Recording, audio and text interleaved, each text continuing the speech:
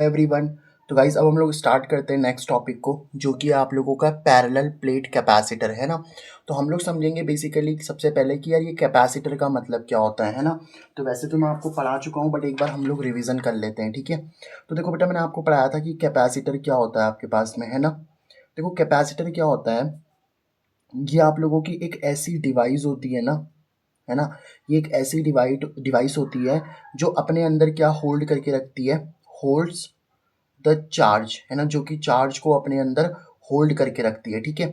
तो एक ऐसी डिवाइस जिसके अंदर चार्ज आपका होल्ड रहता है ना, जिसके अंदर चार्ज आपका स्टोर रहता है, होल्ड्स बोल रहे हो या फिर आप लोग स्टोर भी बोल सकते हो, है ना। तो एक ऐसी डिवाइस जिसके अंदर चार्ज स्टोर रहता है उसको हम लोग कैपेसिटर बोलते हैं, ठीक है। अच्छा, कितना चार्ज आपका स्टोर रह सकता है, मतलब कितना चार्ज स्टोर है, ज़्यादा चार्ज स्टोर है या कम चार्ज स्टोर है, उसको हम लोग बोलते हैं क्या, कैपेसिटेंस, ठीक है। उसको हम लोग बोलते हैं कैपेसिटेंस। देखो कैपेसिटेंस टर्म का मतलब ही कैपेसिटी से आ रहा है कि कितना चार्ज स्टोर हो सकता है ना। तो जितना चार्ज स्टोर हो सकता है ना, उसी को हम लोग बोलते हैं कैपेसिटेंस। इसको हम सी से डिनोट करते हैं, ठीक है। और कैपेसिटेंस का फॉर्मूला क्या होता है आप लोगों का, बेसिकली इसका फॉर्मूला होता है हमारे पास में चार्ज। देखो कैपेसिटेंस का फॉर्मूला होता है हमारे पास में चार्ज अपॉन में कितना, वोल्ट, ठीक है। तो this is the formula for C, है ना। तो कैपेसिटेंस का फॉर्मूला क्या होता है आप लोगों का, सी इज इक्वल टू फॉर्मूला होता है सर आप लोगों का क्यू बाई वी, ठीक है। तो ये वाला भी फॉर्मूला आप लोग एक बार याद रख लेना, ठीक है। जो सी का फॉर्मूला होता है ना हमारे पास में, सी का फॉर्मूला क्या होता है सर, क्यू बाई वी होता है, ठीक है। तो ये फॉर्मूला आप लोग जरूर याद रख लेना। वेट अ मिनट गाइस, हाँ, जस्ट वेट अ मिनट। तो सी का फॉर्मूला क्या होता है, देखो चार्ज को हम लोग क्यू से डिनोट करते हैं और वोल्ट को हम लोग किससे डिनोट करते हैं, वी से। तो सी का फॉर्मूला होता है आप लोग का क्यू बाई वी, ठीक है। तो दिस इज द कैपेसिटेंस। तो बेसिकली ये मैंने आप लोग को समझा दिया, एक बार जस्ट मैंने रिवीजन करवा दिया। अब देखो बेटा, पैरेलल प्लेट कैपेसिटर का मतलब क्या होता है हमारे पास में ना, देखो ऐसे मेटालिक प्लेट्स होंगी, मतलब मेटल की प्लेट्स होंगी। जैसे मान लो आप ऐसा समझ सकते हो कि लेट से एक प्लेट मेरे पास में ये वाली हो गई और एक प्लेट मेरे पास में ये वाली हो गई। ऐसे दो मेटल की प्लेट्स हैं, सोचो ये मेटल की प्लेट्स और ये आपस में पैरेलल रखी हुई है, मतलब आमने सामने रखी हुई है, ठीक है। तो इस तरीके से तो हम बोलते हैं कि हमारे पास में दो मेटालिक प्लेट्स होती हैं। मैं बना के दिखाता हूँ आप लोग को, ठीक है। तो ऐसे हमारे पास में क्या होती है बेटा, दो मेटालिक प्लेट्स होती हैं, ठीक है। तो इस तरीके से हमारे पास में दो मेटल की प्लेट्स होती हैं और ये एक दूसरे के सामने आमने सामने रखी हुई होती हैं, ठीक है। तो इस तरीके से दो मेटल की प्लेट्स होती हैं, आप ऐसा बोल सकते हो, ठीक है। और क्योंकि आपस में एक दूसरे के पैरेलल रखी हुई होती हैं, इसलिए इनको पैरेलल प्लेट बोल देते हैं, ठीक है। कुछ ऐसी होती हैं आप लोगों की, हैं समझ पा रहे हो बात को, कुछ इस तरीके से, है ना। अब एक दूसरे के पैरेलल रखी हुई होती है, पैरेलल में एकदम एक दूसरे के आमने सामने रखी हुई होती हैं, ठीक है। इस तरीके से एक दूसरे के आमने सामने इस तरीके से रखी हुई होती हैं, ठीक है। इसीलिए इनको पैरेलल प्लेट कैपेसिटर बोला जाता है। तो हम बोलेंगे कि टू आइडेंटिकल मेटालिक प्लेट, एक जैसी मेटालिक प्लेट ही होती हैं आप लोग की, है ना। अच्छा, इनके बीच की जो डिस्टेंस है ना बेटा आप लोग की, वो डिस्टेंस कितनी मान ली हम लोगों ने यहाँ पे, डी मान ली। तो D is the small distance between them. तो हम बोल सकते हैं पैरेलल प्लेट कैपेसिटर क्या होता है आप लोगों का, अगर आपके पास में आइडेंटिकल मेटालिक प्लेट्स हैं, जब एक जैसी मेटालिक प्लेट्स हैं, आइडेंटिकल मेटालिक प्लेट्स, ठीक है। आइडेंटिकल मेटालिक प्लेट्स अगर आपके पास में क्या है सर, आइडेंटिकल मेटालिक प्लेट्स हैं, ठीक है। Identical metallic plates are placed are placed on a small distance, on a small distance from each other, मतलब एक दूसरे से इनको आपने क्या कर रखा है, स्मॉल डिस्टेंस पे रखा हुआ है ना बेटा, from each other, then it is called as parallel plate capacitor, ठीक है। Then it is called as, इसी को क्या बोलते हो बेटा आप लोग, इट इज कॉल्ड एज, ठीक है, इसी का नाम हम लोगों ने क्या रख दिया, पैरेलल प्लेट कैपेसिटर, ठीक है। और ये आपकी मेटल की प्लेट्स होनी चाहिए। तो मेटल की एक जैसी प्लेट्स को अगर आप लोगों ने कैपिटल डी दूरी के डी दूरी से रखा हुआ है ना, मतलब डी एकदम क्या है यहाँ पे, स्मॉल डिस्टेंस है, ठीक है।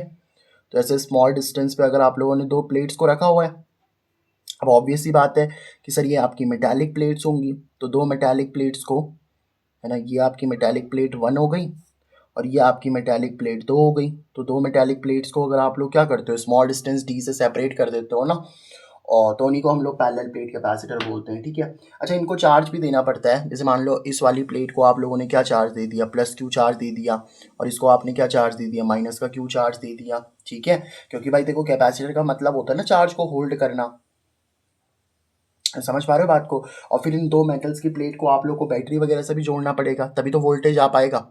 सोचो ना, जब आप इसको बैटरी से जोड़ोगे, जैसे मान लो अभी मैं बना नहीं रहा बट आप समझो, जैसे मान लो एक मेटल की प्लेट आपके पास में ये रही, है ना, और एक मेटल की प्लेट आपके पास में ये रही, ये दो मेटल की प्लेट्स हो गई आप लोगों की। तो अब देखो, जब आप इसको किसी बैटरी से जोड़ोगे ना, तो मान लो ये positive terminal, negative terminal, positive negative, ठीक है। बड़ा वाला पॉजिटिव होता है, छोटा नेगेटिव होता है। तो यहाँ पे पॉजिटिव, तो ऑब्वियसली बात है सर, यहाँ पे प्लस का क्यू चार्ज आ जाएगा, प्लस का चार्ज, यहाँ प्लस है ना तो यहाँ प्लस आएगा, यहाँ माइनस है तो माइनस का क्यू चार्ज आएगा। लेकिन यहाँ पे वोल्टेज भी तो है, वी वोल्टेज। बैटरी का वोल्टेज कितना है यहाँ पे आप लोग का, वी वोल्टेज है। समझ पा रहे हो कि नहीं समझ पा रहे? तो वोल्टेज कितना है बैटरी का आप लोगों का, वी वोल्टेज है, ठीक है। तो अगर आप क्यू बाई वी करते हो ना, तो आपको कैपेसिटेंस मिल जाएगा कि नहीं मिल जाएगा? Yes sir. तो यहाँ पे वोल्टेज भी होगा तो चार्ज भी होगा आप लोगों को, समझ पा रहे हो ना बात को। तो मैंने बैटरी जोड़ के नहीं बताई, बट बैटरी होती है इसमें, ठीक है। अब देखो, अब हम लोगों को बेसिकली ये जो पैरेलल प्लेट कैपेसिटर मैंने बनाया है ना, ये जो मैंने पैरेलल प्लेट कैपेसिटर बनाया है, मुझे यही बताना है कि इसका कैपेसिटेंस कितना होता होगा। यानी कि जो स्मॉल सी है ना, यही मेरे को निकाल के दिखाना है कि इसका कैपेसिटेंस कितना होता होगा, ठीक है। तो बेसिकली अब हम लोग क्या डिराइव करने जा रहे हैं, capacitance of parallel plate capacitor, ठीक है। Now we are going to discuss about the capacitance of parallel plate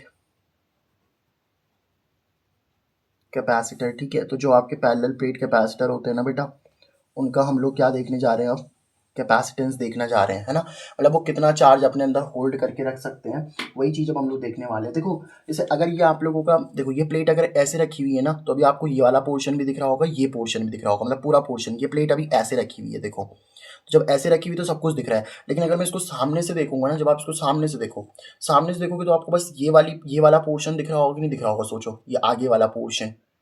देखो, जब आपने इसको ऐसे रखा होगा तो आपको ये पूरा पोर्शन दिख रहा है, लेकिन जब आप इसको सामने से देखोगे फिर तो आपको ये आगे वाला पोर्शन ही दिखेगा ना। तो इस वाली प्लेट को जब आप सामने से देख रहे होंगे ना बेटा, इस वाली प्लेट को, तो आपको बस सामने वाला पोर्शन दिख रहा होगा, मतलब इस तरीके से ये आपको सामने वाला पोर्शन दिख रहा होगा, ठीक है। और इस पर कितना चार्ज हो गया आप लोग का, प्लस क्यू। और इस वाले का भी आपको सामने वाला पोर्शन दिख रहा होगा, ठीक है। तो सामने वाला पोर्शन दिख रहा है तो उस पर कितना चार्ज मान लिया हम लोगों ने, माइनस का क्यू। और ऑब्वियसली बात है, आपने इसको किसी बैटरी वगैरह से तो जोड़ ही रखा होगा, तभी पॉजिटिव नेगेटिव चार्ज आया होगा, है ना। तो लेट्स से यहाँ पे आप लोगों को देखो, इसका पॉजिटिव चार्ज इधर हो जाएगा बेटा, आप लोग का प्लस का चार्ज है ना ये। तो यहाँ मैंने बोल दिया इसका प्लस का चार्ज है, और यहाँ मैंने बोल दिया ये क्या है बेटा, इसका यहाँ पे माइनस का चार्ज है, ठीक है। यहाँ तक की बात आप लोग को समझ में आ गई क्या? आई थिंक यहाँ तक तो कोई दिक्कत नहीं होगी बेटा, है ना। अब देखो, मैं आपको एक चीज़ बताता हूँ, आपने ना जैसे मैं आपको एक चीज़ बताता हूँ कि लेट्स से मेरे पास में कोई, मतलब मैं आपको एक टर्म सिखाता हूँ, that is called as your surface charge density.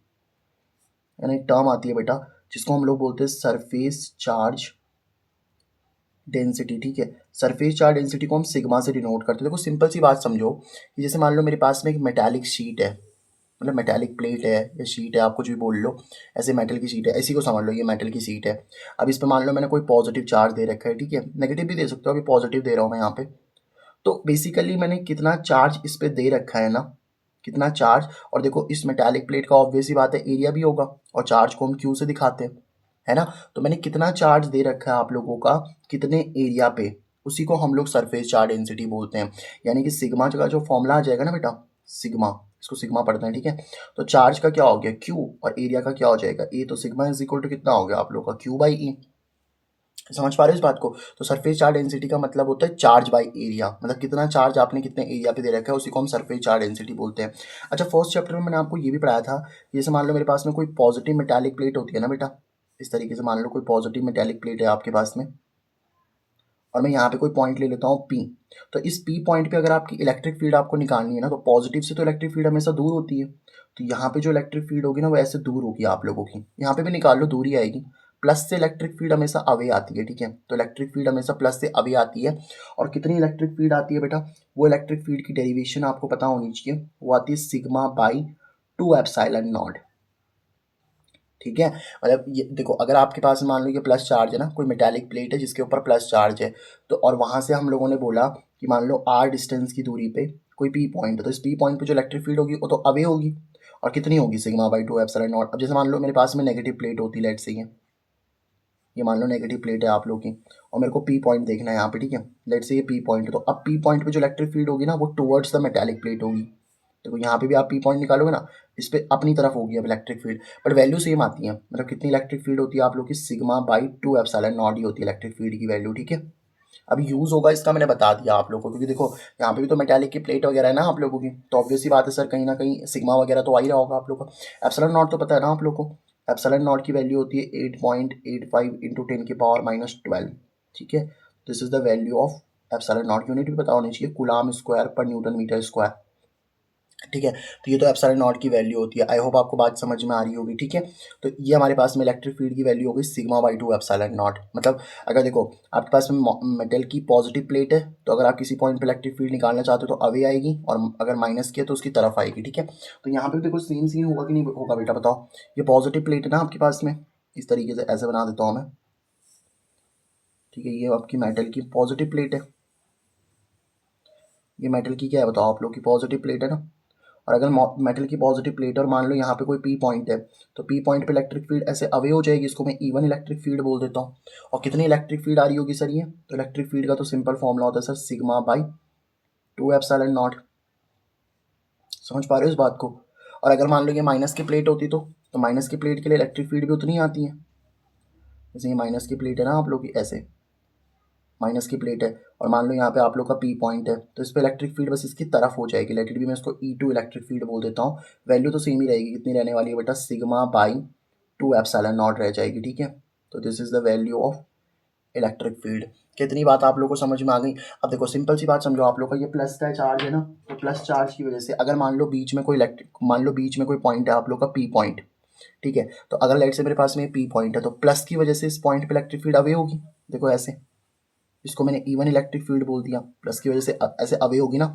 और माइनस की तो तरफ ही होती है, तो माइनस की तो तरफ ही हो जाएगी इलेक्ट्रिक फील्ड, इसको मैं E2 इलेक्ट्रिक फील्ड बोल देता हूँ। भाई ये पी पॉइंट है ना आप लोग का, तो प्लस तो क्या करेगा, देखो प्लस की वजह से इलेक्ट्रिक फील्ड अवे होती है, और माइनस की तो तरफ ही होती है। तो अगर आप नेट इलेक्ट्रिक फील्ड निकालना चाहोगे ना बेटा यहाँ पे, अगर आप नेट निकालना चाहते हो किस पे, ऑन पॉइंट पी पे, तो पी पॉइंट पे नेट इलेक्ट्रिक फील्ड पता कैसे निकल जाएगी, दोनों को जोड़ दो सेम डायरेक्शन में ना, और सेम डायरेक्शन में तो जुड़ जाती है इलेक्ट्रिक फील्ड।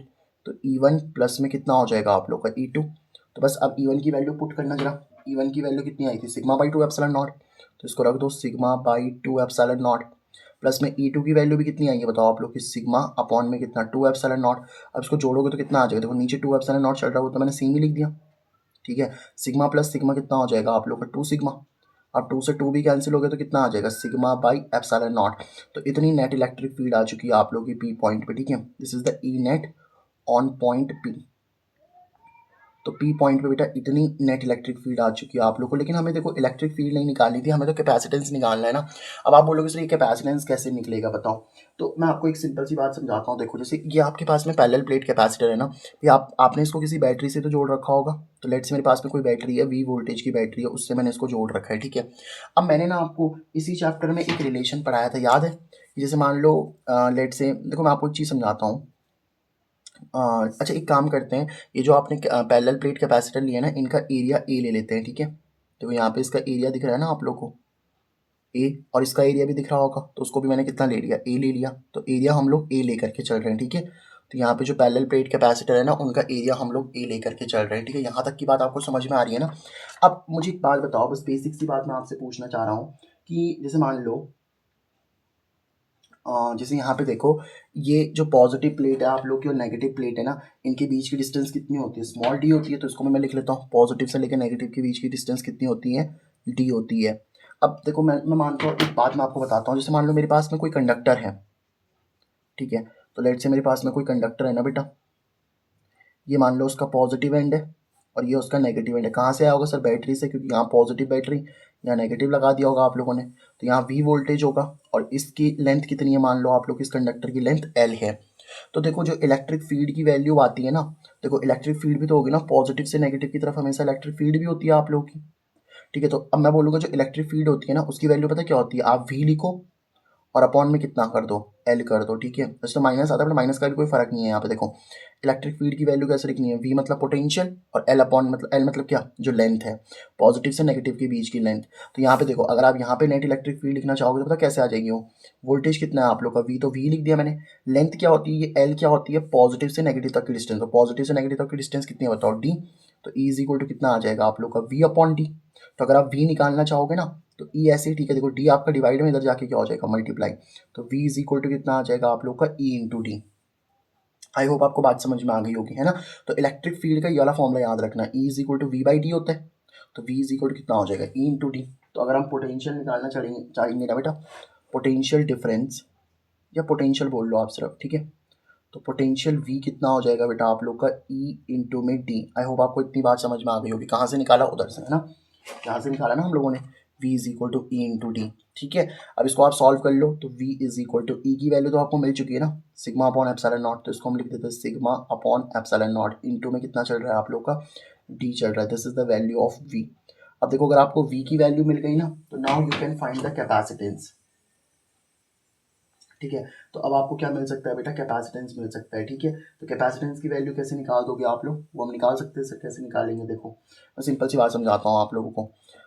अच्छा, एक काम करते हैं, इस सिग्मा की वैल्यू भी तो पता होती है ना आप लोगों को, अभी मैंने आपको बताया था सिग्मा कैसे निकालते हैं, चेक करो सिग्मा कैसे निकालते हैं, मैंने बताया था ना आप लोग को। सिग्मा का फॉर्मूला ये होता है आप लोग का, Q बाई ए। तो इसको रख दो, तो सिग्मा की जगह पे कितना रख दिया बताओ मैंने, Q अपॉन में कितना ए, एप्सिलॉन नॉट तो नीचे चल ही रहा है, और इंटू में कितना चल रहा है आप लोग, डी भी चल रहा है। तो आप इस फॉर्मूले को भी याद रखना, ठीक है, याद नहीं रखना, यहीं से निकल जाता है। सिग्मा का फॉर्मूला कितना हो गया, क्यू बाई ई। तो सिग्मा की जगह पे मैंने क्यू बाई ए रख देना, एप्सिलॉन नॉट तो नीचे चल ही रहा था, साथ में डी भी आ जाएगा। Now you know, now we know that. अब आप क्या जानते हो बेटा, आप तो सब कुछ जानते हो सर, है ना। तो कैपेसिटेंस का फॉर्मूला क्या होता है, सी इज इक्वल टू होता है सर क्यू बाई वी, है ना। सी इज इक्वल टू कितना होता है बेटा हमारे पास में, क्यू बाई वी। तो क्यू की वैल्यू कितनी मिल गई आप लोगों को, चलो क्यू की वैल्यू तो आपको पता नहीं है, क्यू तो मैं एज इट इज रख देता हूँ। वी की वैल्यू चेक करना जरा, तो वी की वैल्यू कितनी आ जाएगी आप लोग की, वी की वैल्यू देखो ये आ गई है ना, ये वैल्यू पुट कर दो। स्मॉल क्यू लिखो, कैपिटल क्यू लिखो। अब यहाँ मैंने स्मॉल क्यू लिखा है, तो एक काम करते हैं, इसको कैपिटल क्यू कर देते हैं, ठीक है, कैपिटल क्यू कर देते हैं। भाई चार्ज तो सेम ही है ना, अब हमने कैपिटल क्यू चार्ज ले रखा था, यहाँ पे कोई दिक्कत नहीं है। भाई कितना चार्ज आप लोगों का एरिया पे दिया गया है, उसी को तो हम सिग्मा बोलते हैं ना, तो आप इसको कैपिटल क्यू कर दो, क्या दिक्कत है।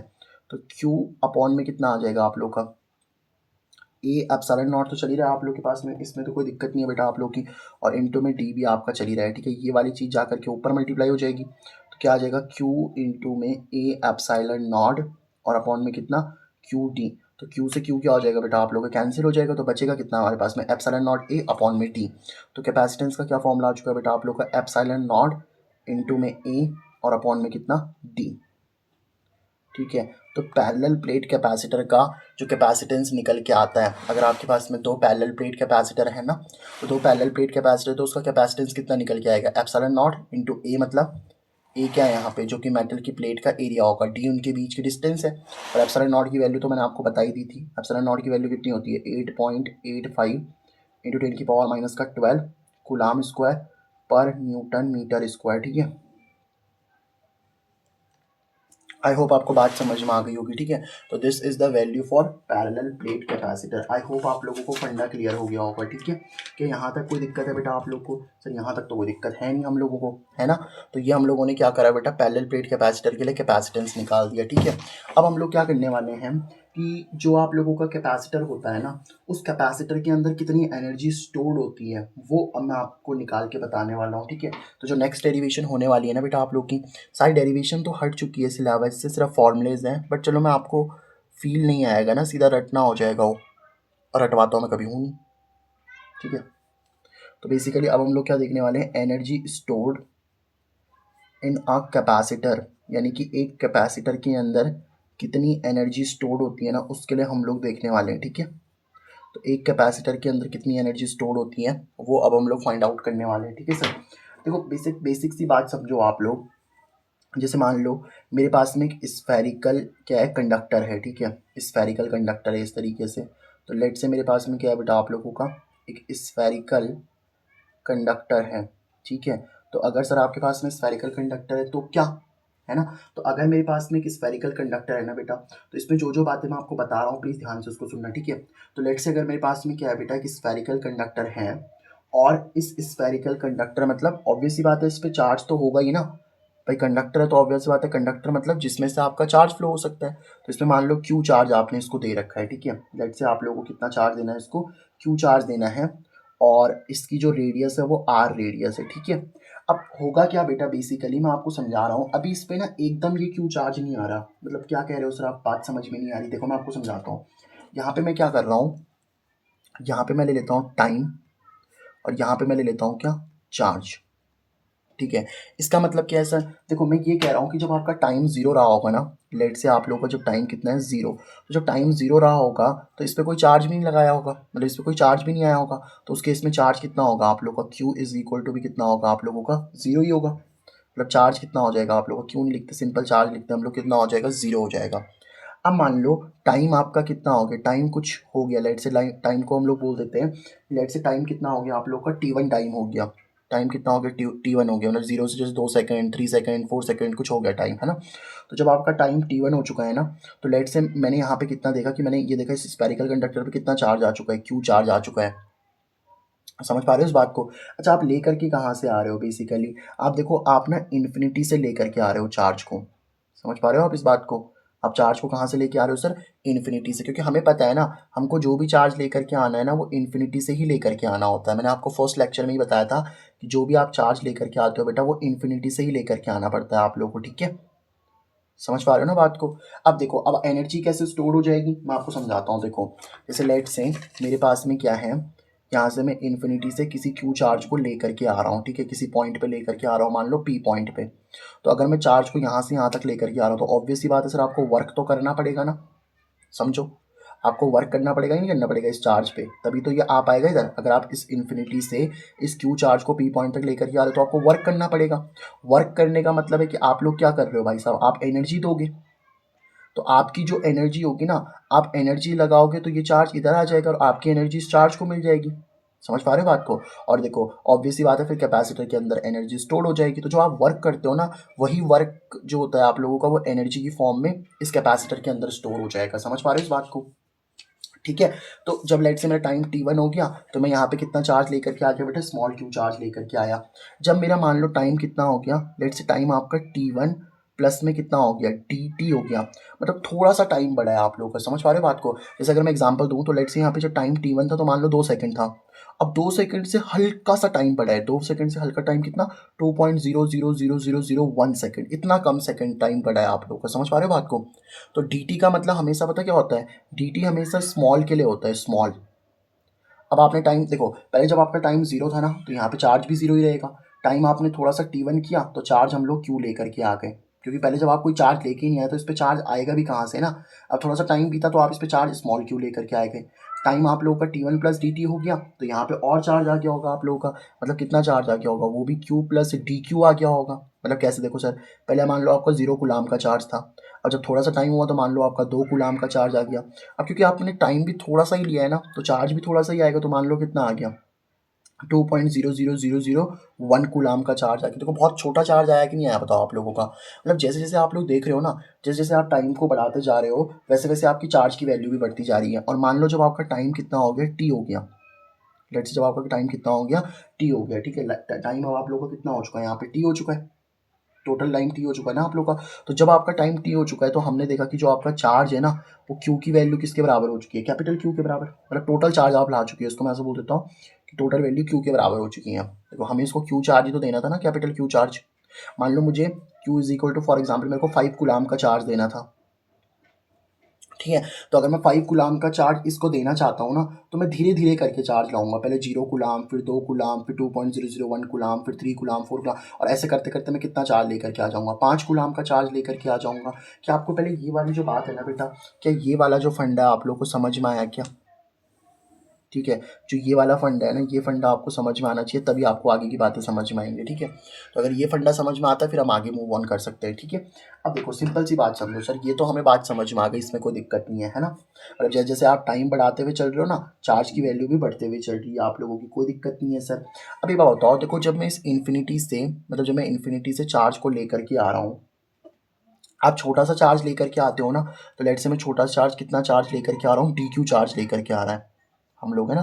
देखो हम छोटा सा चार्ज लेकर के आते हैं, समझ पा रहे हो बात को? तो छोटा सा चार्ज मैं डी क्यू लेकर के आऊँगा। सोचो आप छोटे छोटे चार्ज लेकर के आ रहे हो, मैं आपको समझाता हूँ। देखो जैसे आप छोटे छोटे चार्ज कितने लेकर के आ रहे हो, पहले आप डी क्यू लेके आए, फिर आप डी क्यू लेके आए, फिर आप डी क्यू लेके आए, फिर आप डी क्यू लेके आए। तो ऐसे D Q D Q D Q D Q लेकर के आओगे तो टोटल क्यू चार्ज आ जाएगा कि नहीं आ जाएगा, बताओ आप लोग का।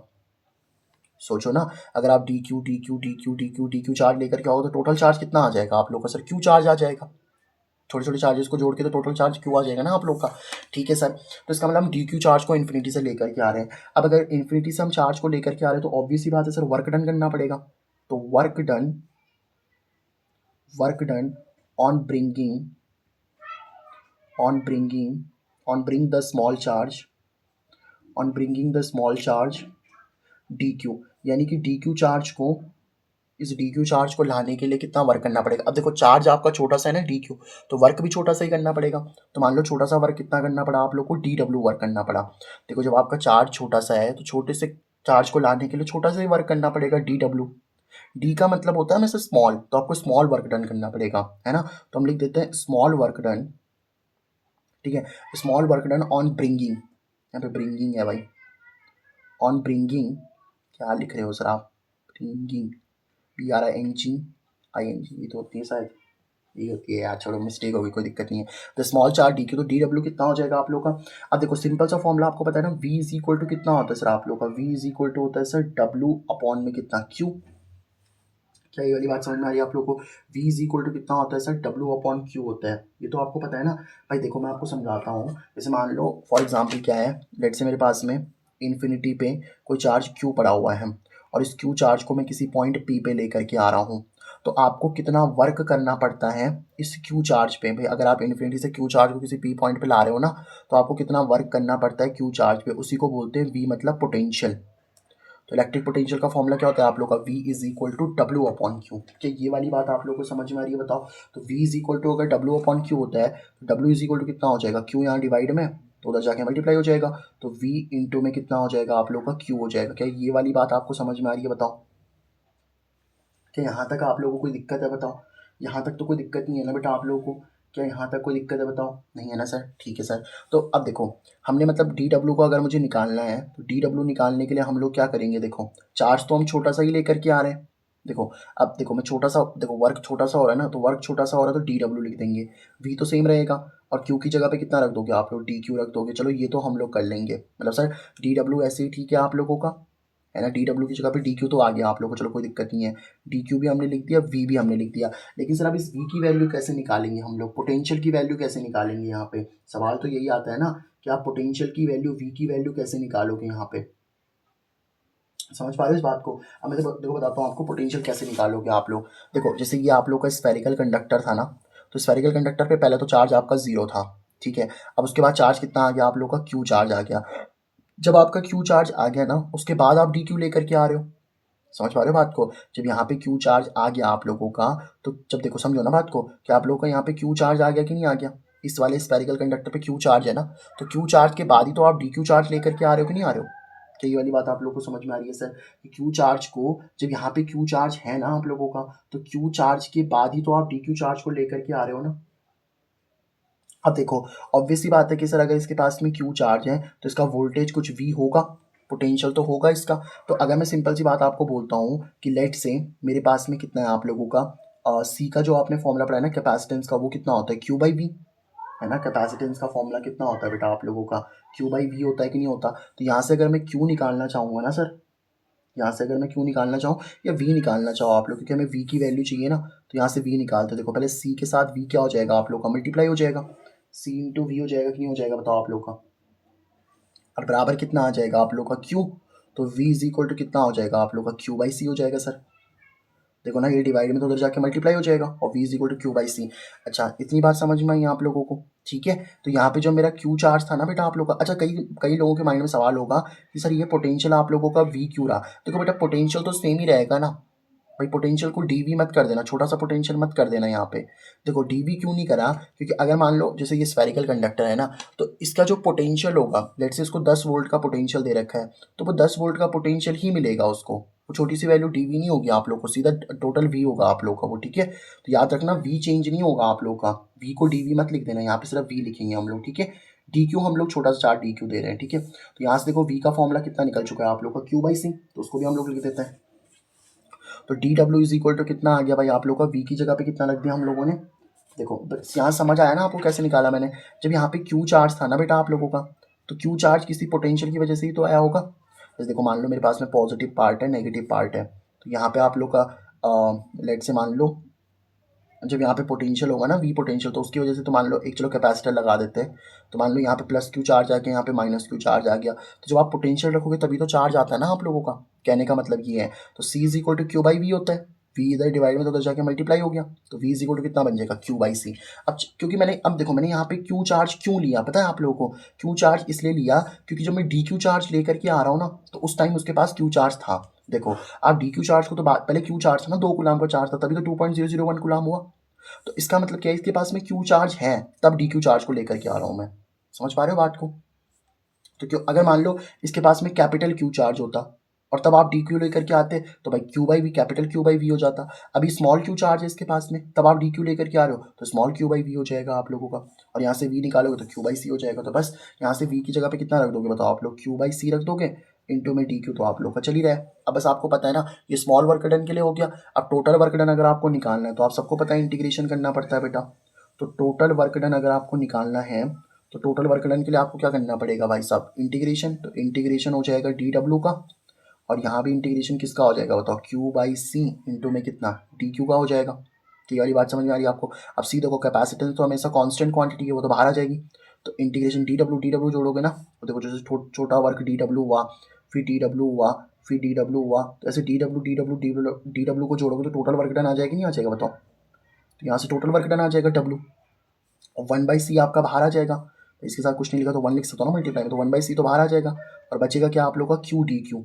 अब देखो चार्ज आप लोगों का, देखो यहाँ पे चार्ज हो रहा है ना इंटीग्रेट, तो चार्ज कहाँ से कहाँ इंटीग्रेट हो रहा है, देखो चार्ज सबसे पहले आप लोग का जीरो था, बाद में कैपिटल क्यू हो गया, है ना। तो चार्ज सबसे पहले आपका जीरो था, बाद में आपका कैपिटल क्यू हो गया, बस ये तो सिंपल सी बात है आप लोग की। अब देखो जैसे मुझे एक बात बताओ, लेट से आप लोग का ऐसे लिखा होता है, थोड़ा इंटीग्रेशन की बातें कर लेते हैं। जैसे मान लो ऐसा लिखा हुआ है इंटीग्रेशन एक्स की पावर एन और डी एक्स लिखा हुआ है, तो इसका इंटीग्रेशन कितना होता है, इसका इंटीग्रेशन होता है सर एक्स की पावर एन प्लस वन और अपॉन में एन प्लस वन। मतलब कहने का मतलब क्या है, अगर मान लो ऐसा लिखा हुआ है एक्स डी एक्स, है ना, जैसे अगर यहाँ पे एक्स लिखा है तो यहाँ डी एक्स लिखा होगा, यहाँ वाई लिखा तो यहाँ डी वाई लिखा होगा, यहाँ क्यू लिखा है तो यहाँ डी क्यू लिखा होगा।